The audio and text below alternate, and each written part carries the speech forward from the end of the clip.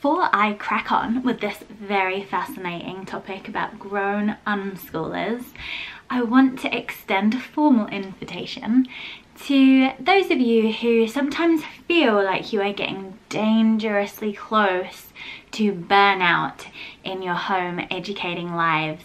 If you kind of get to the end of every day and you are deeply tired in your bones and you're not looking forward to the next day, if you feel like you're on a bit of a treadmill, swinging between stress and boredom, feeling a little bit as if you've lost yourself, if that is you, I want to invite you to my workshop, The Rhythm Method, which is all about the principles and tactics of regenerative home education. I'm really excited to share with you. It's probably the bones that I have hung my unschooling life upon. It's a two-part workshop, so it's going to be a pretty deep journey, a chance for you to connect with your deepest wisdom and find a different framework for your home education, a framework that is life-giving and sustainable, because we all want to be in this for the long haul.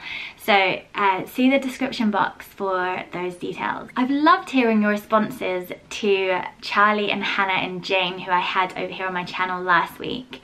Weren't they such a good example of grown unschoolers?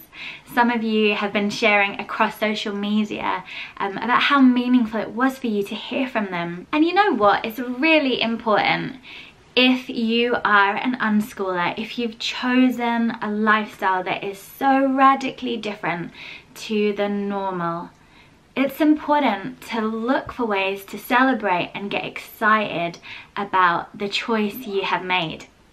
And one of those ways is to look for stories of grown unschoolers. So I honour you for checking in with that video last week. And I honour you for being here right now too. But obviously we can't just use Hannah and Charlie as our example of a grown unschooler. That's probably not going to be quite enough to get us through the deepest, darkest wobbles that we have about the choices we are making. We can't just constantly be like, well, Hannah and Charlie seem okay. So in this video I want to zoom out a little bit more and see if there's any more evidence that grown unschoolers are pretty cool people. Okay, who here likes a little bit of Billie Eilish? Now I thought everybody knew this, but it turns out not everybody does. Billie and her bro, Phineas, are unschoolers. You know, we live in a small house. We homeschooled our kids or unschooled our kids, you know, in a large community of homeschoolers, unschoolers, but, you know, meant they had a lot of time together. So they just really got up to creativity and fun, you know, in the house and in the yard and with very close friends that we had too. So we had like a posse of families that were always around. And talk to me about the difference between homeschooling and unschooling and what your kind of decision was behind homeschooling or unschooling them. Yeah, our decision was sort of surprising. I think we were older parents. I think I was 36 or 37 when I had Phineas. Patrick was a couple of years older. And we really waited, and we really couldn't wait to be with, you know, our children. And so it sort of started in two different ways. I think Patrick read an article, believe it or not, about Hanson. And he was like, hey, they're homeschooled. This sounds interesting. Like, I don't know, nothing to do with like being musical. It was just the first time I think he'd heard of it. And I'm going to be honest, I was a little bit, you know, I'm from Colorado originally, then I lived in New York. But when Columbine happened, that really rocked my world. That just really tore me up, as it did everyone. So kind of planted the seed in my brain, like, I don't know if I want them to go away all day. And then, you know, because Phineas was, you know, he had these sort of challenges, and he also had this really active, amazing brain. And we were like, I don't know, this is going to be hard in regular school, you know? And we certainly did not have the money for any kind of private school or special anything, you know? And we just thought, well, it's not going to be easy. And we're going to spend so much of our time dealing with trying to make it better for him when we could just spend that same amount of time nurturing in our own way, if that makes sense. Obviously, Billie Eilish is an award-winning singer.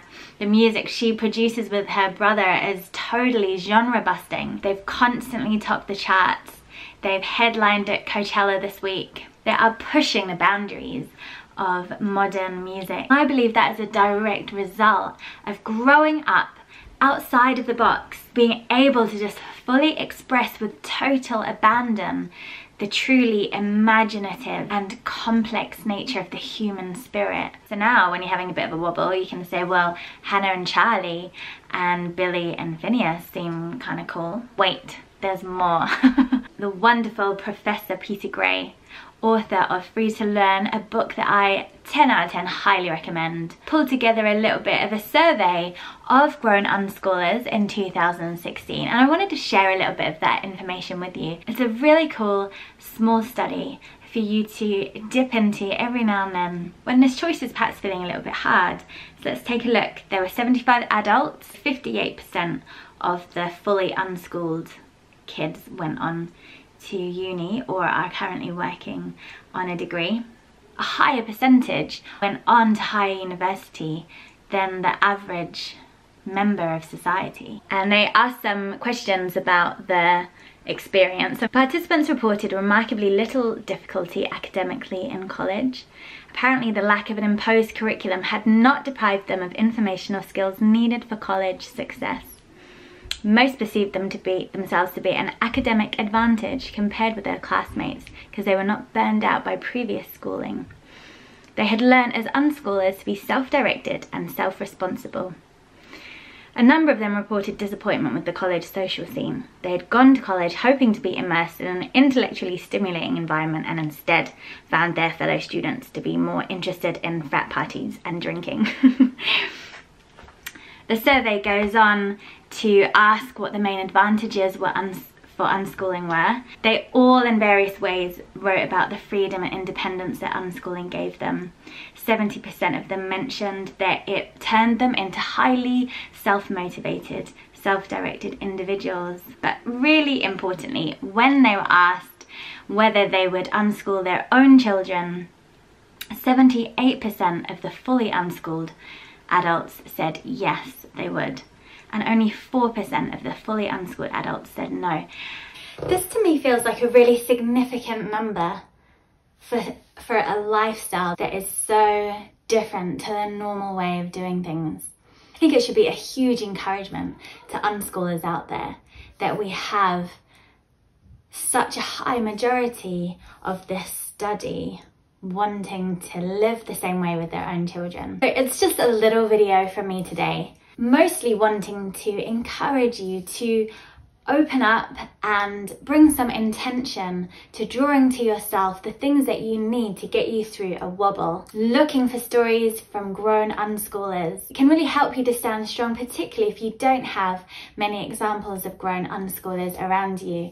When you've chosen such a radical life, you really do have to put in a little bit of effort to keep the inputs of inspiration and encouragement flowing into your life. Otherwise, you can get really despondent and you can end up really living out of fear. I want to point you in a direction of a couple of sources. I know that Heidi Steele, who does a lot of work in this area of unschool support, has brought together stories of grown unschoolers on her podcast. And also Pamela Chia, who has been doing the Living Joyfully podcast for years and years, also regularly brings together these stories of grown-up unschoolers and what they're doing and their thoughts about unschooling. So I'm going to link to those two sources in the description box. And I just hope you have a really fun time listening to these inspiring stories. I would love to hear from you in the comments. What is some of the fuel in your engine to keep you going with this beautiful way of life, even right in the thick of a school fixated society? Let me know in the comments. Thank you for watching, and I'll see you next time.